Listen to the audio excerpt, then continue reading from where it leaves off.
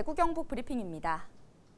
경북 도내 15개 전문대학 학생 500여 명으로 구성된 경북대학 사회봉사단이 공식 출범했습니다. 봉사단은 대학생만의 창의력과 아이디어로 자원봉사 분야에 새로운 활력을 불어넣기 위해 지난 2월 경상북도와 종합자원봉사센터, 경북지역 전문대학교 총장협의회의 협약을 통해 조직됐습니다. 자원봉사자들은 다음 달부터 오는 10월까지 청정 동해안 만들기 프로젝트와 대학생 재능 나눔 프로그램에 참여하고 11월에는 환경축제와 향후 방향을 모색하는 포럼 등을 개최할 예정입니다. 경상북도와 LH 한국토지주택공사 대구 경북지역본부가 장애인들의 자립을 돕기 위한 공공임대주택 지원 업무 협약을 체결했습니다. 경상북도는 그동안 발달장애인 직업훈련센터와 연계한 주택을 민간 계약을 통해 운영해왔으나 이번 협약에 따라 LH로부터 공공임대주택을 지원받아 활용할 수 있게 됐습니다. 또 장애인 자립생활체험홈, 학대 피해 장애인 일시 보호쉼터 등 다양한 형태로 임대주택을 활용할 계획입니다. 한편 경북도는 이번 협약의 첫 지원 사례로 이달 중 구미에 있는 발달장애인 직업훈련센터의 훈련생 기숙 공간으로 공공임대주택 2곳을 지원받습니다. 안동 시립도서관이 책 대신 사람과의 대화를 통해 정보와 지혜를 나누는 휴먼 라이브러리 사업을 시작합니다.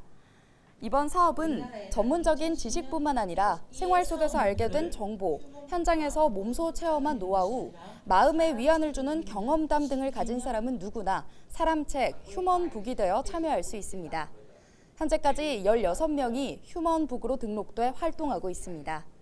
도서관은 사업 시작에 앞서 권기창 안동시장을 명예 휴먼북으로 위촉하고 특강을 개최했습니다. 영주시가 다음 달 2일과 3일 이틀간 서울 광화문 광장에서 영주 풍기인견 서울 페스티벌을 개최합니다.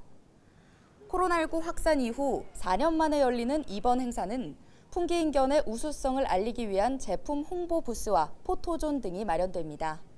또 2일 저녁 7시 30분부터 진행하는 풍기인견 패션쇼에서는 인견과 대마의 복합 직물 원단으로 제작한 의상을 선보일 예정입니다.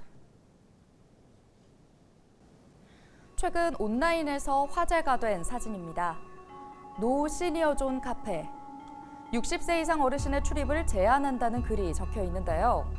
사진은 SNS를 통해 순식간에 확산됐습니다. 노인 혐오를 부추길 수 있다는 비판이 나오는가 하면 진상 손님을 막기 위한 불가피한 조치였다는 주장도 있는데요. 시청자 여러분은 어떻게 생각하십니까? 전문가들은 이 논란의 맥락에 세대 갈등이 있다고 분석합니다. 저출산 고령화, 젊은 세대가 노인 세대를 부양해야 하는 부담이 갈수록 커지면서 노년층을 대놓고 제한하고 배제하려는 움직임이 더 많아질 것이라는 우려가 나옵니다.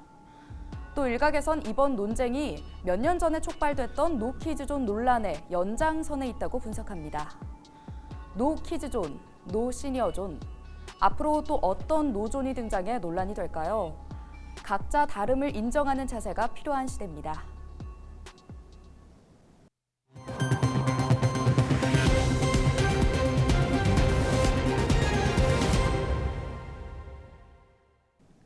봄철 높은 이상 기온으로 농작물에 피해를 주는 돌발 해충의 부화 시기가 앞당겨지면서 문경시 농업기술센터가 방제 지원에 나섰습니다.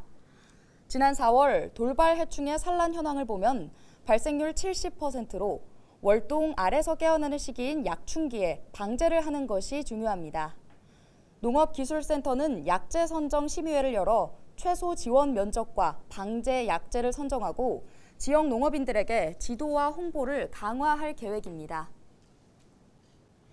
의성읍 도동리 전통시장 일원이 상생협력 상가로 탈바꿈합니다. 의성구는 지역경제 활성화를 위해 도동리 전통시장 일대 노후 건축물에 총 사업비 2억여 원을 들여 개선 사업을 추진합니다. 이번 사업은 오는 8월 준공을 목표로 추진하고 있습니다. 지금까지 대구 경북 브리핑이었습니다.